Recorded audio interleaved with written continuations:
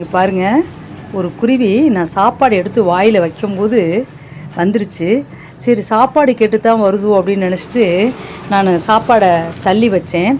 தள்ளி வச்சவுடனே அப்படியே தள்ளி தள்ளி போச்சு. ஆனால் அந்த குருவியை பார்க்கும்போது மைனா மாதிரி தெரியுது. அது உடலில் வந்து ஏதோ முடியாத மாதிரி தெரியுது. இல்லை, வெயில் தாக்கம், சரியான வெயில் வேறு. விராலிமலை தான் இது. இப்போ தான் 2:30 மணிக்கு இந்த வீடியோ எடுத்தேன். பாருங்கள், எவ்வளோ பறந்து எவ்வளோ கடைகள் இருக்கும்போது என்னை நோக்கி வருதுன்னா, நான் எப்பவுமே சாப்பிடும்போது ஒருத்தர்கிட்ட பகிர்ந்துட்டு தான் நான் சாப்பிடுவேன். அப்படி சாப்பிட்லான்னு நினைக்கும்போது இன்றைக்கி பகிர்ந்து சாப்பிட்றவங்க வரல.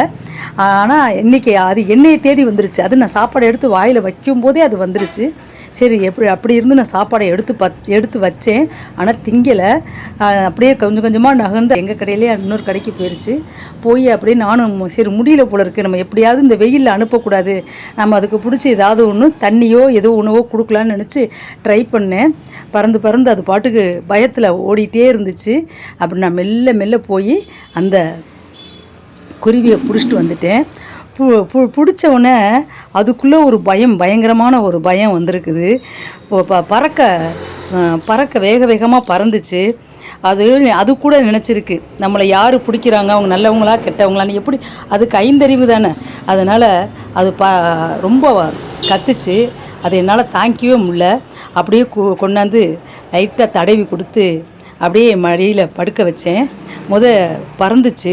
அப்புறம் லைட்டாக தட்டி கொடுத்தேன். ஏன்னா நான் பறக்க விட்டுருவேன். ஆனால் பறக்க விடுற நிலைமையில் அந்த குருவி இல்லை, பறக்கக்கூடிய சக்தி இல்லை. நான் தடவி கொடுக்க அப்படியே என் கையில் படுத்துருச்சு. அதை பார்த்தவொன்னே எனக்கு ரொம்ப நெகிழ்ச்சியான தருணமாக இருந்துச்சு. கடவுள் வந்து நமக்கு எல்லாத்துட்டையும் இந்த மாதிரி ஜீவன்கள்லாம் எல்லாத்துக்குமே நீ போய் இதை பாரு செய்யணும் கொடுக்க மாட்டான். யார் நல்லா பார்ப்பாங்களோ அதே இடத்துக்கு தான் அந்த ஜீவன்கள்லாம் வரும் போல இருக்குது. அதனால் இவ்வளோ கடைகள் இருக்கும்போது என்னை தேடி வந்தது எனக்கு பேரானந்தம். ஏன்னா என்னோட துணையாக உட்காந்து என்னோட சாப்பிட்றதுக்கு ஒரு ஜீவன் இருந்துச்சு. இதை நினைக்கும் போது நம்ம பாருங்கள், அது எப்படி படுத்துருக்குன்னு பாருங்கள். அதை படுத்தோடனே எனக்கு என் கண்ணே கலங்கிருச்சு. நம்மளையும் ஒரு உயிர் எப்படி காப்பாற்றுவாங்களா அப்படின்னு நினச்சி ஒரு இடத்த தேடி வருதுன்னா, அப்போ நான் ரொம்ப கொடுத்து வச்சுவேன்.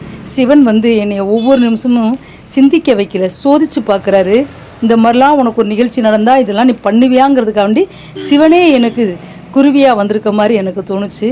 அதனால் படுக்க வச்சு அதுக்கு சாதத்தை கொடுத்து படுக்க வச்சுருக்கேன். நான் கரெக்டாக இருக்கும்போது மணி 2:30 மணி. பாருங்கள் எவ்வளோ வெயில்னு.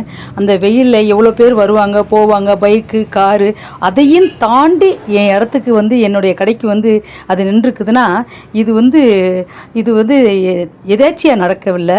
இது வந்து சிவபெருமான் வந்து இதெல்லாம் உன்னால் நடத்த முடியுமா, அந்த சின்ன குருவியை கூட உன்னால் கவனிக்க முடியுமா அப்படின்னு நினச்சது எனக்கு கொடுத்த மாதிரி ஒரு இந்த நிகழ்ச்சி. என் மடியில் படுத்துருக்கு பாருங்கள், அவ்வளோ அமைதியாக படுத்துருந்துச்சு. அதை என்னால் தாங்கிக்கிற சக்தியே இல்லை. அந்தளவுக்கு மனசு ரொம்ப சந்தோஷமாகவும் இருந்துச்சு.